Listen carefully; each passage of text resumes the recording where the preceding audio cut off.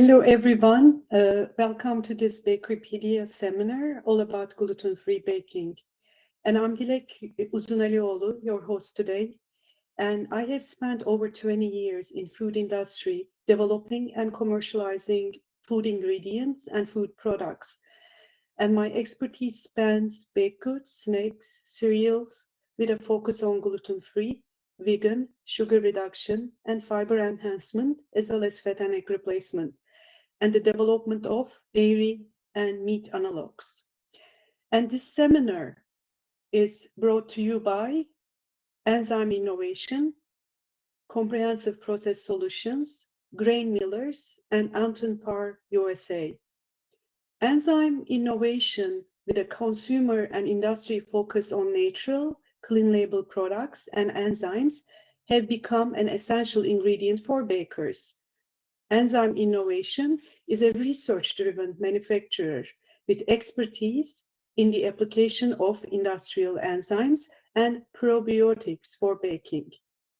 They offer natural solutions for replacing chemical dough conditioners while improving product quality. Comprehensive Process Solutions collaborates with forward-thinking clients to ensure their success and growth, leveraging their experienced network of professionals. They provide a comprehensive support that integrates the concept of science as a service in a way that delivers tailored, science-based strategies and solutions that empower our clients to excel. And you can learn more at cprocesssolutions.com. Grain Millers is one of the world's largest conventional and organic oat millers, focused on supplying safe and healthy ingredients that add value. They source most of their grains directly from the farm. For over 30 years, they have been building a company that makes good things for and with good people. Anton Par USA, dedication to delivering premium instruments and first-class customer service has been extended to Brabander line of instruments. They fuse Brabander's expertise as a supplier of measuring and process technology for food, plastics, rubber, and other areas with Anton Par's reputation as a leading producer and a global distributor of highly accurate laboratory instruments and processing measurement systems. And today we are joined by Deepak Roda. And Deepak Roda is the Vice President of Market and Business Development at Enzyme Innovation. In his 20 years experience, rich experience in enzymes and probiotics, Deepak has traveled to more than 34 countries. That's amazing, Deepak. And covered everything from product and application development to sales and marketing. Currently, Deepak is responsible from market and business development in the Americas and Far East countries. Thank you, Deepak, joining us. So now I will share a presentation and then I will hand it over to Deepak. Sure. So which is one of the latest health trends that affects bakers worldwide? And of course, the answer will be clear, right? Today we are discussing gluten-free baking, and it has been a trend for a while now. And if you look at the current market, gluten-free market is valued at $13.2 billion as of 2023. And the gluten-free market is expected to grow at a compound annual growth rate of 10.1 from 2024 to 2032. So in this presentation, I will give an introduction followed by ingredients used in gluten-free baking, and I will give you a couple of examples of processing. So what is gluten-free? And gluten-free baking is a trend that involves replacing with flour, often for health reasons. And alternative flours, starches, hydrocolloids are used to create baked goods with similar taste and texture to those made with regular wheat flour.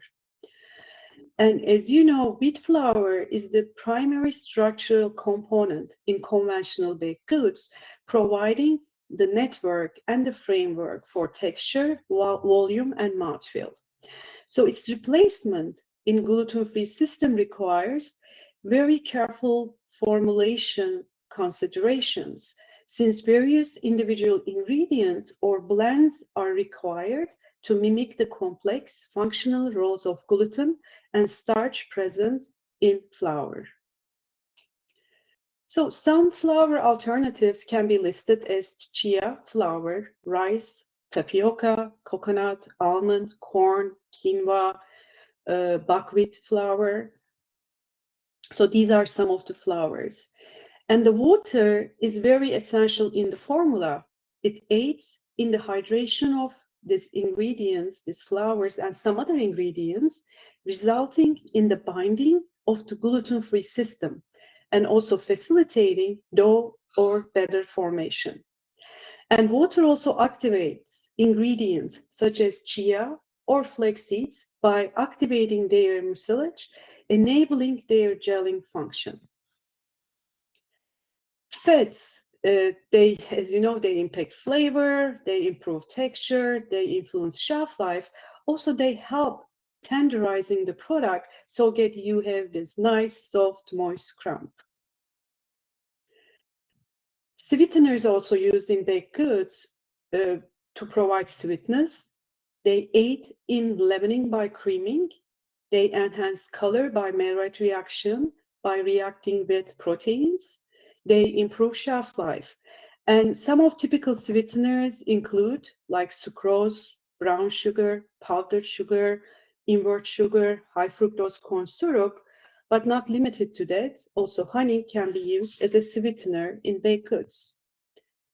Yeast is a leavening agent, and it produces carbon dioxide in the baked goods, where we have bread or such. And it also produces flavor and aroma compounds. There is also an inactivated yeast, which only contributes to flavor, nutrition, and dough conditioning without leavening activity. Eggs are other example of ingredients that we use in the toolbox of baked goods. They enhance texture, they improve flavor, they influence crust color, and they also provide softening to baked goods. And hydrocolloids, these are viscosity enhancers, and they play an important role in the production of gluten-free baked goods by providing structure, texture, moisture retention. They also act as binders and stabilizers. Where there is no gluten, they are providing that gluten binding structure. And some of them include guar gum, carboxymethyl cellulose, CMC, hydroxymethyl cellulose, or xanthan gum. These are some of the common gums used in gluten-free formulations. Proteins also key in the gluten-free formulation. And there are different proteins that can be used in gluten-free, including dairy or plant proteins, and they help to improve the overall texture, volume, and structure of baked goods by providing some gelling properties that help replace some of the functionality of wheat flour.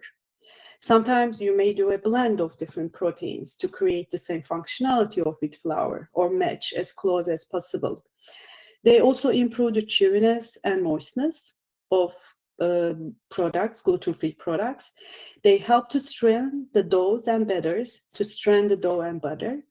And they aid in the improvement of the gas retention capacity of gluten-free doughs, creating that structure with the gelling ability. And then based on that, they help to improve the volume and texture. And improve, in addition to that, by using different type of proteins, you can also indeed increase the overall protein content of the final product as well. In addition to all these different hydrocolloids, there are some modified starches can be used in gluten-free baked goods too. They further help with the texture. They also provide structure to the product, the dough final product, And also, some of them actually can help to provide shelf life stability of the product to the products, baked goods. And the chemical leavenings are another category of toolbox of ingredients that we use in baked goods and gluten-free baked goods. And then these are different type of leavening acids.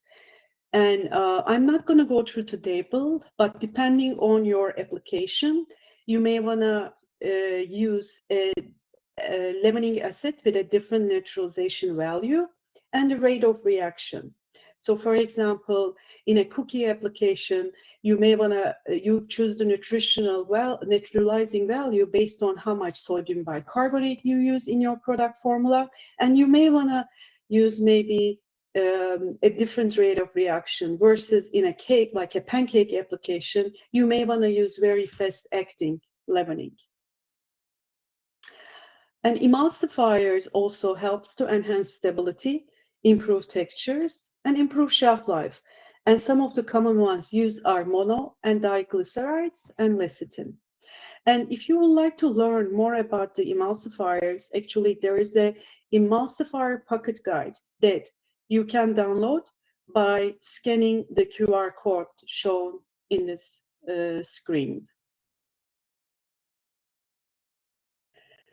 Enzymes, and I think Deepak, you're going to cover this in more detail, but they enhance stability, improve texture, improve spread factor, and the typical enzymes being used are proteases, hemicellulose, and amylase, and I'm looking forward to hear more from Deepak on the specific ingredients enzymes.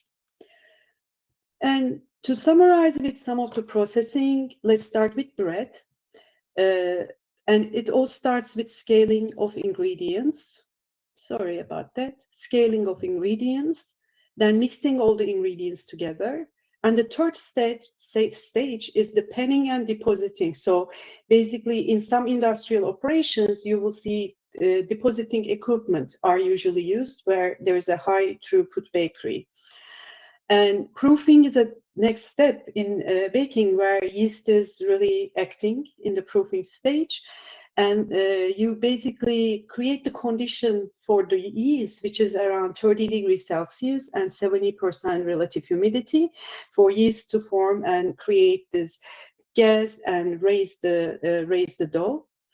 And usually you raise the dough to the level which is the top of the pan. And the baking usually done 60 to 70 minutes at 190 degrees Celsius or until you reach internal temperature of 95, 93, 94 degrees Celsius, not more than 20% over of the overall baking time. And cooling is also critical to remove bread from the oven, where you transfer bread to a wire rack and cool to reach 30 degrees Celsius. And in terms of processing cakes, again, it starts with scaling all the different ingredients, and the creaming stage is important here, where we are creaming shortening or butter with sugar to start aiding that air incorporation. And then you follow with that mixing, where liquids are added gradually, followed by the dry ingredients.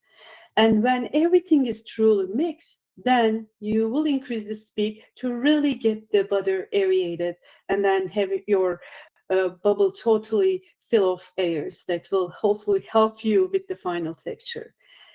And in the baking process, batters deposit in a baking pans and they are baked at 180 degrees Celsius for 30 minutes, and the process finishes with cooling. So with that, I would like to also highlight the Anton Parr Brabander farinograph. So it is a flour and dough analyzer, and we talked about the hydration of water, right? Like how it is critical, using water and hydrate the ingredients. So with farinograph, you can determine the water absorption of any flour and the rheological properties of the dough. And it also provides consistent results. So you can basically standardize different gluten-free flours, starches, and then you can use it to quantify the quality of this product that you are getting, any flour or starch. And it does also provide precise mixing. So you can change the mixing and speed, the shear on your product to match different gluten-free dough needs or product needs that you have. And also you can run customized methods. So no matter what kind of mixture you want to use, with Farinograph, you can basically dial in the ideal process for your own to test any ingredient that you have. And also, I would like to tell that if you want to learn more about Farinograph and how you can use it, please scan the QR code here to learn more about it. With that, I would like to thank everybody here, and then I will turn over to Deepak. But before I do that, you see the QR code here, and that is, please scan it, and with that you can get your gluten-free pocket guide, which maybe help you in your formulation work. Thank you, Dr. Dalek, putting that background on the gluten-free baking and various tools and ingredients which one can use in gluten-free baking.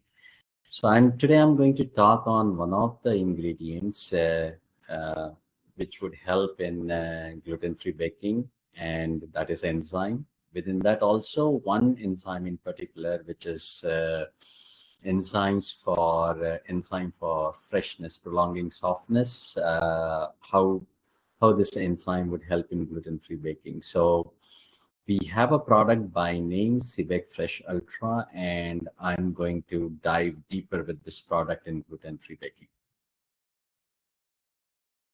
So once again, like putting the background, why gluten-free baking? Mainly, it's like post-COVID, consumer is very conscious about the diet and health. So one of the dietary choices is gluten-free diet, where one is going after because it is perceived as a health benefit, or to explore even the different flavors and textures when one is going with a gluten-free diet, and the ingredients which are used to make gluten-free diet.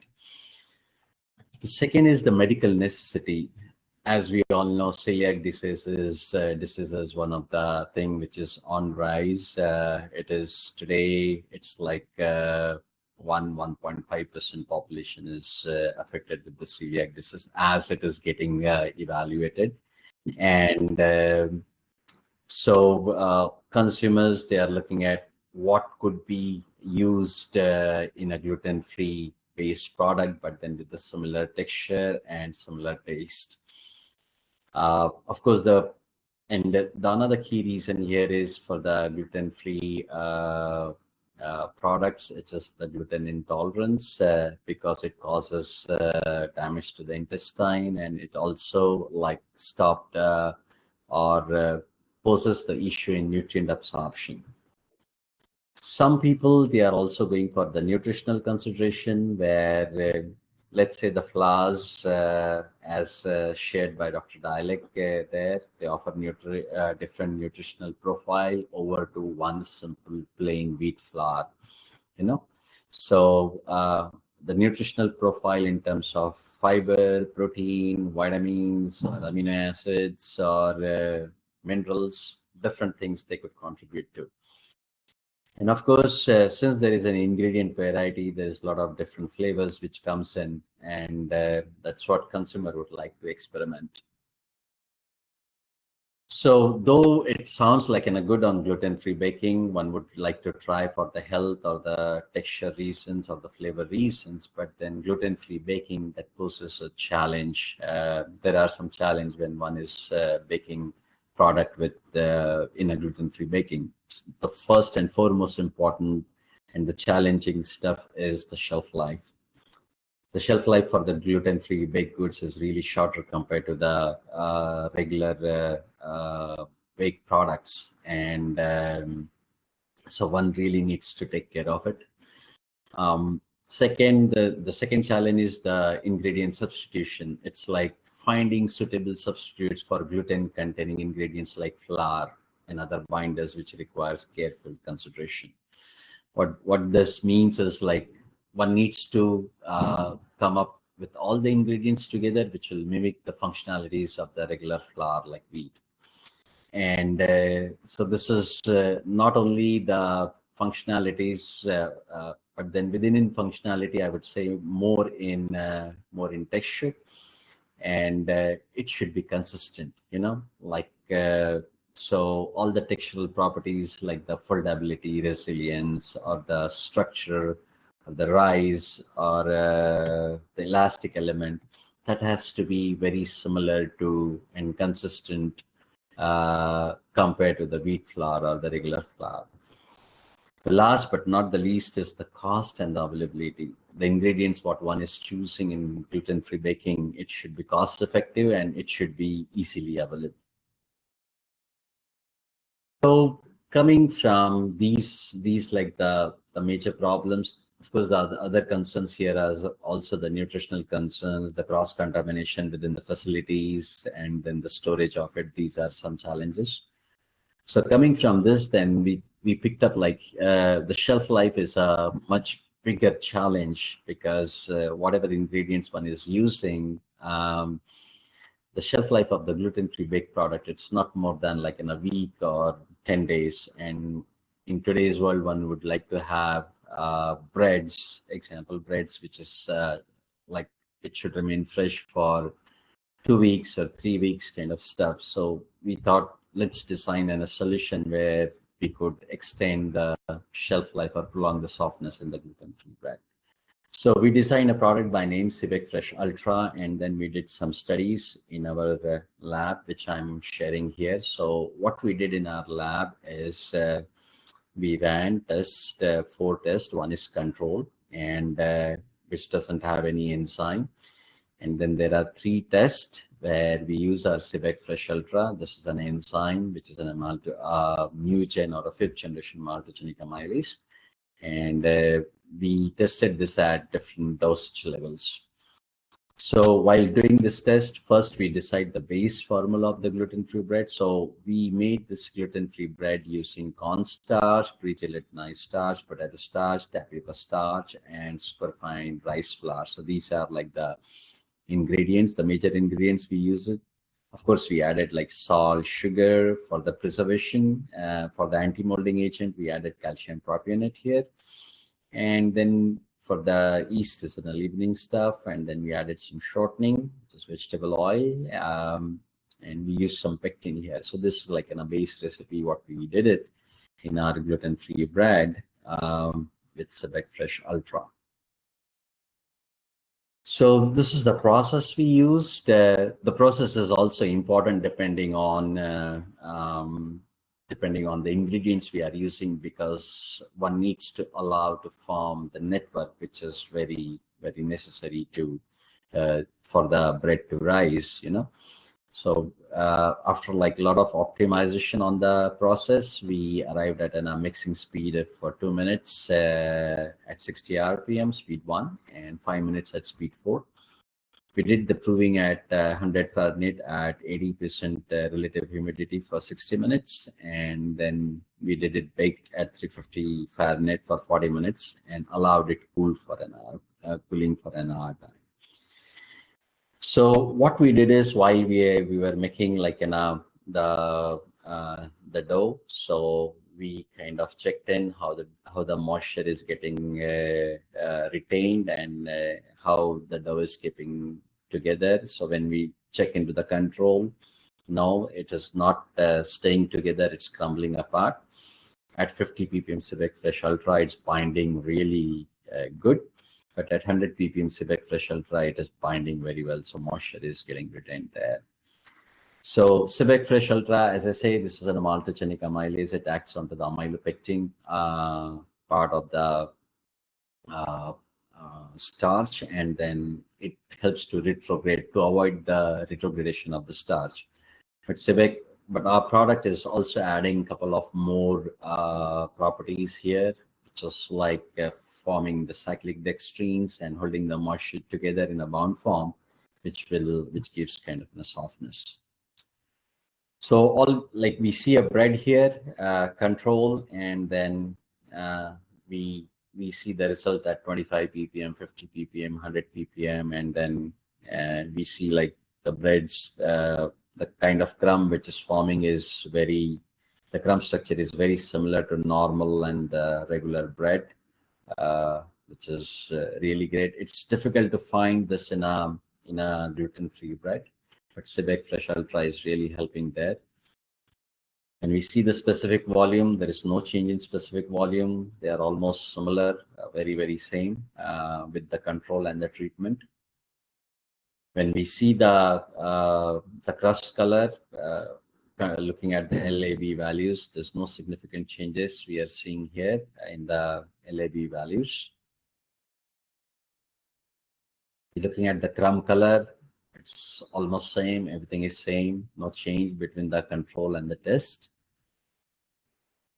This is an important slide, and if you're looking at the low firmness on the day one control, whatever softness we are getting the same softness or similar softness on day 21 in the treatment, so which means with use of enzyme on the 21st day, the softness or the freshness in the gluten-free bread is same as the day one on the like the bread which doesn't have Sibek Fresh Ultra.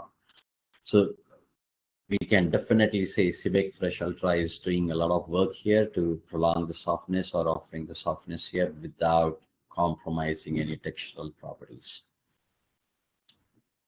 Similar is with the slice firmness. If you see the slice on the softness or the firmness, the day one, whatever softness we are getting in here on the day 21st, it is more softer than the day one. So this is really a great enzyme doing a good functionality, good results here, helping to get the desired structural properties and prolonging the softness. The bread is similar, springier across like from day 1 until day 21. All we can say is Sibek Fresh Ultra between 50 to 100 ppm, it extends the softness up to 21 days minimum. And the best dose we find is like, okay, you go from 50 ppm onwards, 100 ppm is awesome. We can see that between 100 to 50 ppm dosage of Sibek Fresh Ultra, it offers bread which is 30 to 56% softer in slice firmness than the control on day 21.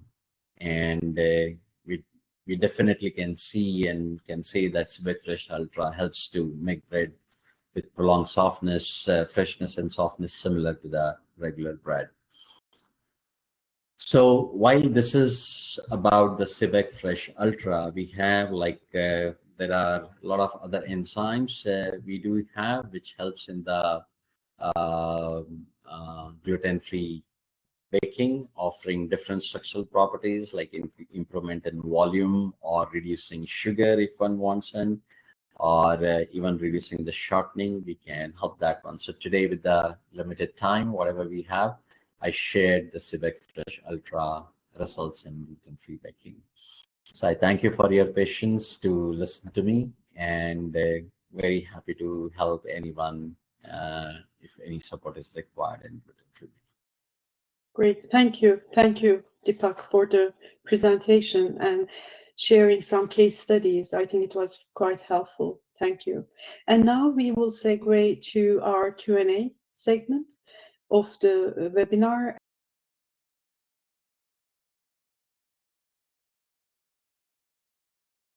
So I can take that question. Yes, absolutely. So there are some other protein-containing ingredients that have some functional properties that are similar to gluten. One of the things about gluten is how it holds water and provides that elastic, extensible structure. And it is very essential. And there are some proteins that provide some of those characteristics. Not fully, but some of them that can be used based on basically some plant-based proteins. Some of them can provide some of that structure, but that specific dough handling structure needs to be further supported by some gums, or maybe cold water soluble starches, instant starches, what we say, which has a capability of helping out. And we also mentioned about chia seeds or flax seeds, as you are hydrating them, helping them open up and create that some sort of extensible binding structure. So that's one. The other function of the gluten is, as you bake the product, it sets the structure, specifically as we are talking about bread. It helps to set that structure. So what we say is that gluten is a protein. When you heat it, it sets. So there are some proteins which can also provide that structure. And plant proteins have some gelling structure, but they are mostly gel when it's cooling down. However, for example, some dairy proteins and egg proteins can provide gelling when you heat it. So you can basically use those dairy proteins or egg proteins. But if your formula doesn't allow use of any animal proteins like eggs or dairy, there is also some gums, hydrocolloids, who does provide the function of gluten as it heats, it gels, like HPMC is one of them, CMC is another one. And you can combine those ingredients with basically other plant proteins, which is a great gelling property when it's cools, like the soy protein or a pea protein or any other plant proteins as well. So yeah, as I said and mentioned previously, when you are replacing the whole functionality of gluten from dough handling to its setting structure, you probably need to use a couple of different protein sources and combine with them with some gums to create a similar functionality.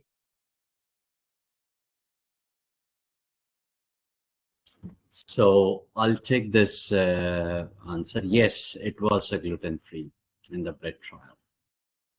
Everything, the trial we did in the bread, everything was same except like enzyme and no enzyme.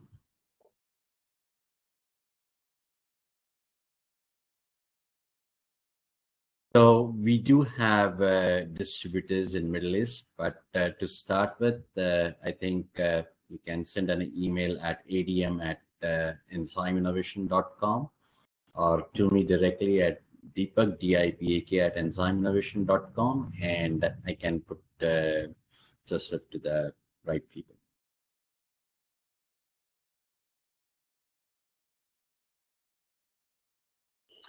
Yeah, I mean, pH is critical for anything in terms of, let's say you are talking about cakes or cookies, in terms of chemical leavening, in terms of overall flavor development, etc. Not any different than regular baking. However, also keep in mind that as you are, if you are introducing new proteins to the system, they may impact the pH as well, and not the pH, I'm sorry, overall, they may impact the overall structure as well. And different, for example, plant proteins may have different pH requirements, so that you may want to stay in the range of pH for a specific cake or a cookie, but then let's say you are getting somehow a grainy texture or so, you can maybe adjust the pH a little bit to help out with that. From the enzyme standpoint, Deepak, would you like to add anything else, or? So my experience on the pH in gluten-free baking, so this is more around if we consider like the protein and also the enzyme part. So protein behaves differently at different pH. So it's like it all depends on the pK and pi values of the protein, where it is getting precipitated or where it is getting solubilized or where it is getting emulsified, So one needs to find out these values on the protein which one is using. This would vary from protein to protein. So, but by and large, it's like at acidic acidic pH, the proteins would get precipitated. That's where you get like a little uh, the grainy bite, little crunch there. But as you go more towards neutral, then it's kind of like get much easier when it comes to the texture or the bite part of it. Related to the enzymes, when we design enzyme, we at Enzyme Notion, we design enzymes in such a way where it would work in a broader pH range. So typically like pH 4.55 until 7.5. That's a pH range where we would say the enzyme would be okay. But we have a specific enzymes also for a specific pH. If one is doing at really highly acidic stuff, because nowadays one is also using the cultured flours, different probiotics like things they are being added, where the pH goes like really on acidic side, pH 4.5. So we offer enzymes which are working at pH 4.5. But there are people who are also doing like something on alkaline side. Definitely not on the gluten-free side per se, but example in nixtamalized corn, the pH of the dough goes to pH 7.5 and 8. So we have an enzymes which are working on to at this pH level. So if I have to summarize, yes, depending on the protein, one is choosing how the behavior of the protein, depending on the PI and PK value, where one needs to use a specific pH for the baking. We can offer a suitable enzyme for a pH which one is using at least.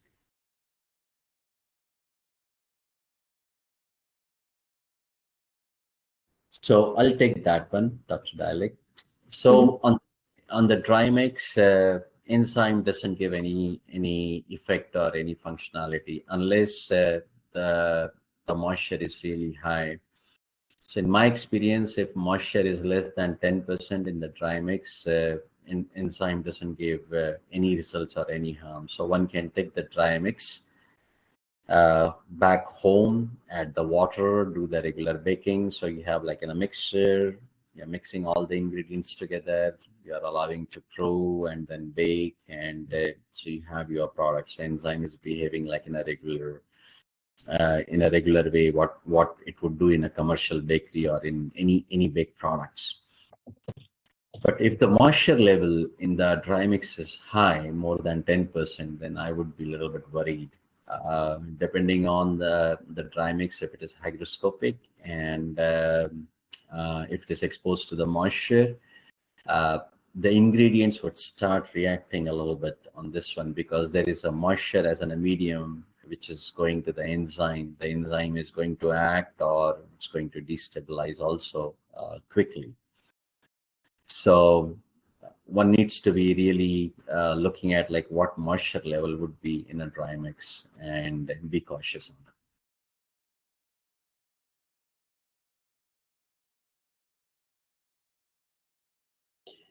I can answer some, and you can add Deepak if you like to.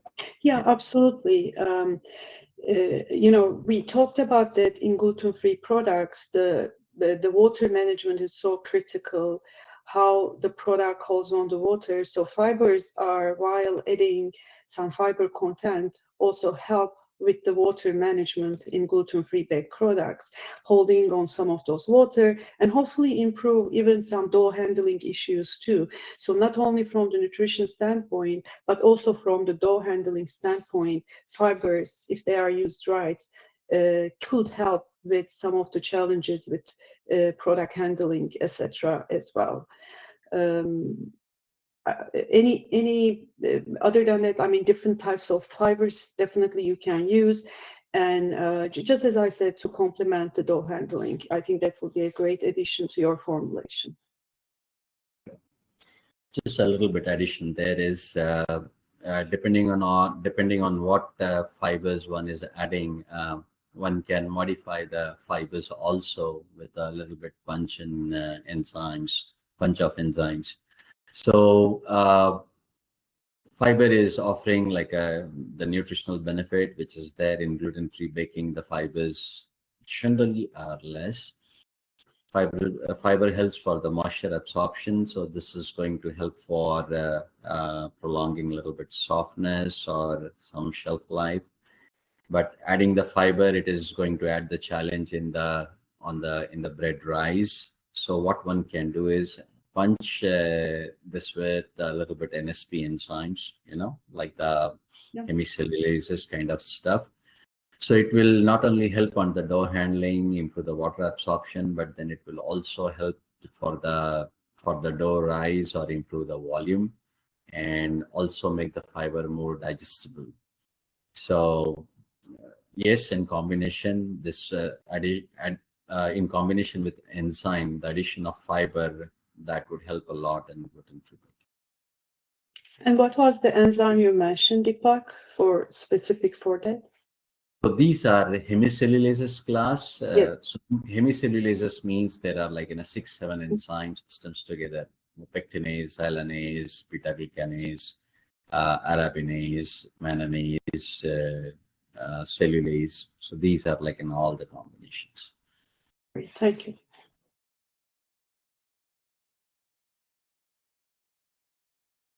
So I'll take that, Dr. Dialek. So in starch, there are two kind of structures. Starch comes in an amorphous and crystalline form. The crystalline form is very difficult to hydrate or difficult to hydrolyze. The amorphous form is easily soluble, and then it's easy to hydrolyze as well.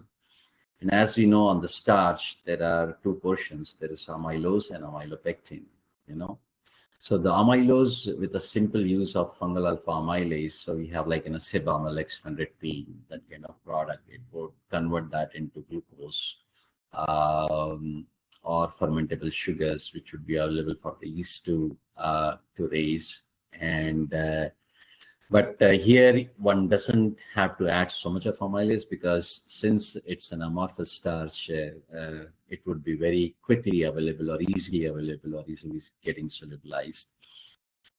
The amylopectin portion, yes, we have Cibec Fresh Ultra, which will take care of this one. And again, the kind of dosing where it would be required on the amorphous starch, that would be lesser compared to the crystalline one, because the branch structure, which is the amylopectin portion, that would be lesser in amorphous starches.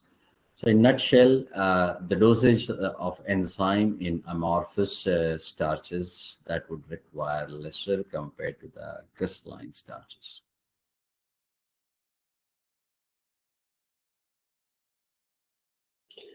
I mean, cultured corn, dextrose is maybe one. I don't know if you can call it clean label or natural, but then I have used also antimicrobial, like called niacin, which is a basically product produced through microbial fermentation. So that's another one comes to mind right now. And or like maybe you could look into more natural extracts, etc. But other than that, yeah, I think these are some of them that you could use. So in my experience, yes, people are using different acids, like the lactic acid or the propionic acid. People are using that's like the metabolite of the cultured flours. And the natural extracts, like let's say the acerola powder, where it has some antimicrobial properties, that is also being used. And it doesn't add anything much to the flavor or any change in the taste. So these are some natural things which are in use and are available.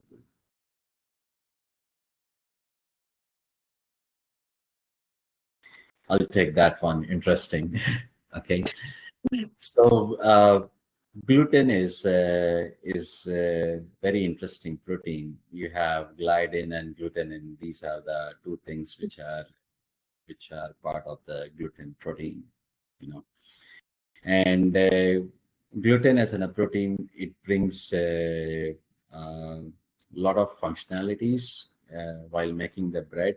So holding the structure or giving strength to the structure, that is kind of a very important property.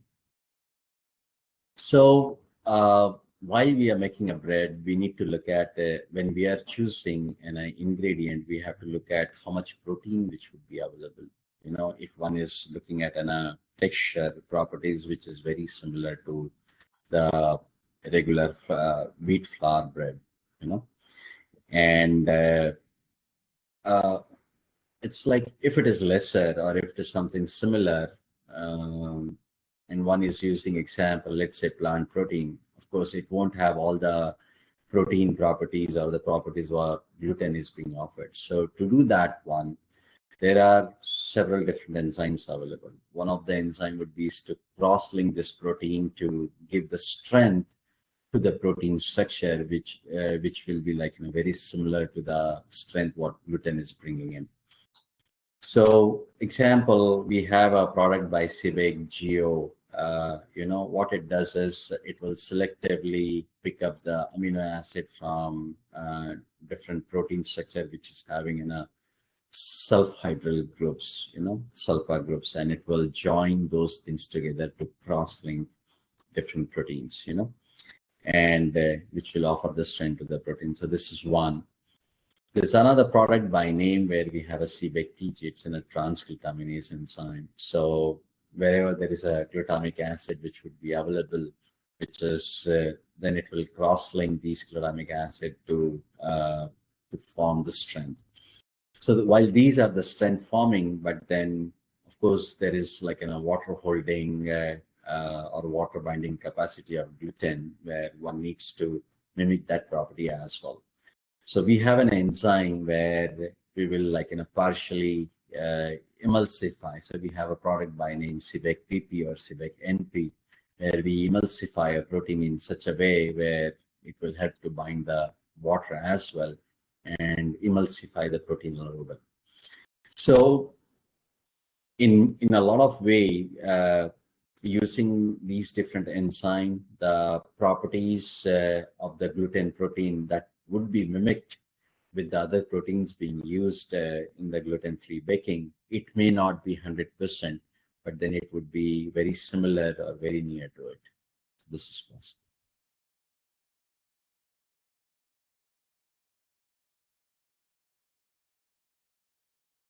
I'm sure there are some enzyme that can be used, but if you can start, then I can add on the fiber or hydrocolloid part. Yeah. So there are several different ingredients. One of them is enzymes. Depending on, once again, what the formula or what the recipe is, where one could look into. If it is more of a pure starch, like the recipe which I had given in, then I used some of the gums, but then I used Cibec Fresh Ultra. This not only helps to bind the moisture, as I told, like this is a fifth generation of the new generation maltogenic amylase, help to bind the moisture, hold the moisture in a bond form. So it will help to reduce the stickiness. One could add a little external fiber, but then to modify those fiber properties, then adding a little bit enzyme there. So again, the moisture could pick up more, you know. So the dough handling properties, they could get better. So one of the product what we have is in hemicellulose form or xylanase form is Cibec FX, you know, or Cibec FX Ultra, or we have a Cibec AX as well. So these are some xylanases or arabinoxylanases, which will help to again pick up the moisture along with the fiber and then do it, like improve the dough handling. Someone is doing protein in this one and there's still a stickiness which has been formed, then we can emulsify those proteins a little bit, again get the water more in a bond form and improve the dough handling. So when with regards to the enzyme, what recipe or what formula it would be, depending on that, we can pull out the enzyme, which would definitely improve the dough handling and reduce the stickiness to the molds. Exactly. And I was just going to add that, you know, maybe I'm sure you already did, but some adjustments on the machine, like maybe you need to adjust the pressure or some of the settings or temperature that may impact how the dough is formed or how it is sticking or not sticking to the system. That's one. I just want to mention it. Secondly, I was also going to mention, as you said, Deepak, use of some of the fibers that may help with dough handling. And one of them I used successfully back in the days, like psyllium husk, for example, which has both soluble, insoluble fiber, which can help with those water management and help with the stickiness as well, or some hydrocolloids in a similar fashion. And the last thing, different enzymes and different enzyme combinations, and also maybe using some releasing like agents, like maybe adding a little bit of oil may help, or some emulsifiers may help as well with the dough stickiness and difficulties forming the balls. Lecithin is one of the things. I don't know if this is allowed to use in the formula. So lecithin, that would be a little lecithin that would help to improve the stickiness. Yeah, absolutely.